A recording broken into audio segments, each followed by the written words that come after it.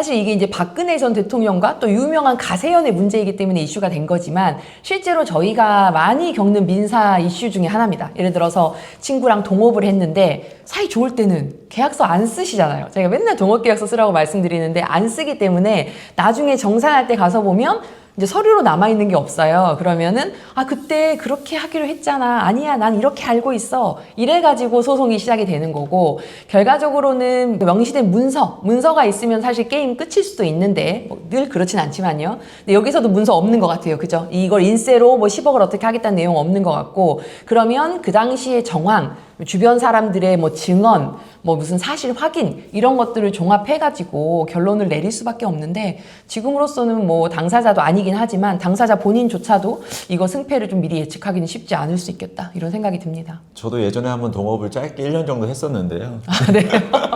근데 배변이 했던 말이 생각나더라고요. 뭐, 오빠 나중에 동업 끝나고 나면은 소파 다리 2개 가지고 싸울 수 있는데 잘 생각해 보시라고 했는데 아니 뭐 나중에 저는 1년 만에 뭐 아름답게 헤어지긴 했지만은 그 말이 참 기억에 남는 것 같습니다. 네. 근데 이 소송에서의 일단 나중에 결국 본안에서의 진실 다툼 여지 중에 가장 중요한 거는 과연 김세희 가세연 대표가 10억 원의 인세 보장 약속을 했는지 그거 하고 두 번째는 그리움은 아무에게나 생기지 않습니다라는 이 책에 인세가 과연 누구에게 귀속되는지 그리고 그 책이 얼마만큼 팔렸는지 거기에 따른 정상금 문제일 것 같아. 네네. 근데 내가 알기로는 꽤 팔린 걸로 알고 있는데.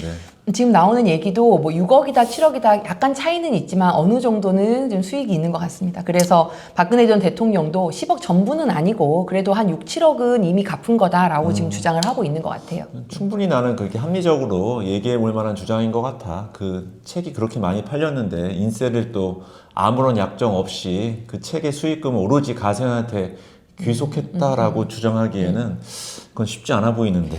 근데 만약에 명시적으로 그 수익금을 빌려준 돈 10억이랑 이렇게 상계하겠다라고 사전에 합의가 없었다면 그렇지 않을 수도 있습니다. 민사는 그게 또 감정적인 거나 이 정의의 문제랑 조금 다를 수 있거든요. 이게 명시적으로 상계 약정이 안 되어 있고 그 다음에 반대로 인세에 대한 정산 약정도 없다면 인세는 인세대로 먹고 돈은 돈대로 갚아야 될 수도 있다. 그렇게 그래서 보입니다. 이렇게 가장 중요한 게 100번 구두를 하는 것보다는 나중에 구두를 하는 거는 꼭 분쟁의 씨앗이 남을 수밖에 없습니다. 그래서 꼭 서면으로 된 양 당사자가 꼭 이 계약서건 합의서건 다 내용을 서로 읽고 나서 정말로 서명까지 해야지만 완벽한 이 처분 문서로서의 효력이 인정된다는 것을 우리 구독자 여러분께서는 꼭 아셔야 될 것 같습니다.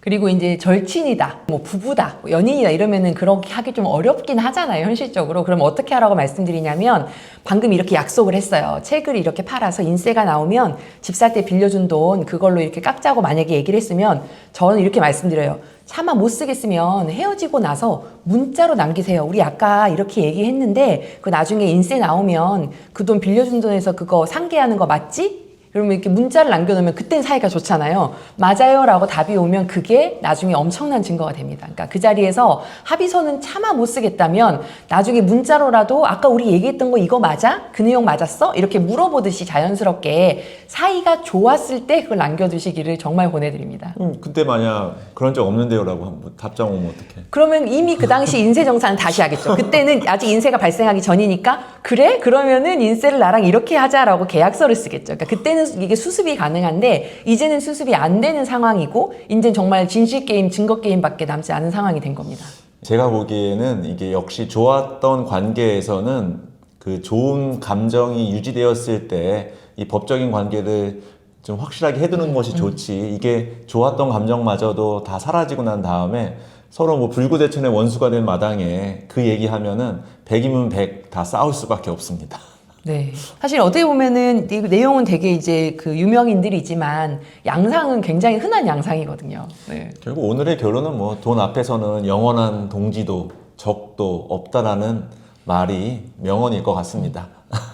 네. 우리 뭐 네. 동거래 하는 거 없지? 저희는 없죠. 네. 모르겠어요. 유튜브 구독자가 한 1000만 명 정도 되면은 고민을 해봐야 될까요? 내가 7 먹기로 했는데. 아, 그래요? 네. 두 분이 계약서 안 썼어요? 저희는 계약서 없죠. 자, 일단 네. 문자 하나 보낼 테니까 아, 네. 잘 대답해줘.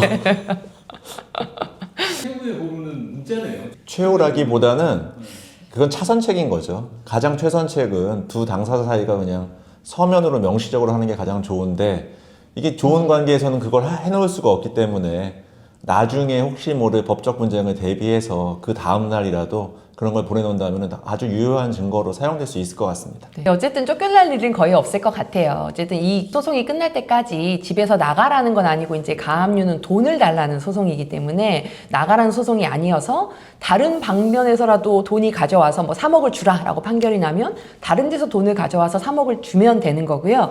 그러면 그 가압류 남아있는 건 어떻게 해야 되냐? 이제 돈을 받은 쪽에서 자진해서 푸는 경우도 있고요. 보통 잘 안 풉니다. 그러면 돈을 줄 때, 자, 내가 이거 돈 오늘 입금하니까 가압류 오늘 풀어줘. 이렇게 이제 해야지 좀 절차가 편하고요. 이제 그래도 안 하면 나중에 법원에 가서 이의 절차를 거쳐가지고 그거를 좀 해제를 해야 되는데, 뭐 작은 소송이지만 또 한 번 절차를 걸쳐야 그것도 마찬가지로 가압류를 없앨 수 있는 그런 좀 번거로움은 있습니다. 그러니까 쉽지 않아요. 한 번 가압류가 들어오면 그거를 쉽게 없애기가 참 어렵습니다. 네. 지금까지 한 변호사 함철성 변호사. 배 변호사 배양미 변호사였습니다. 안녕.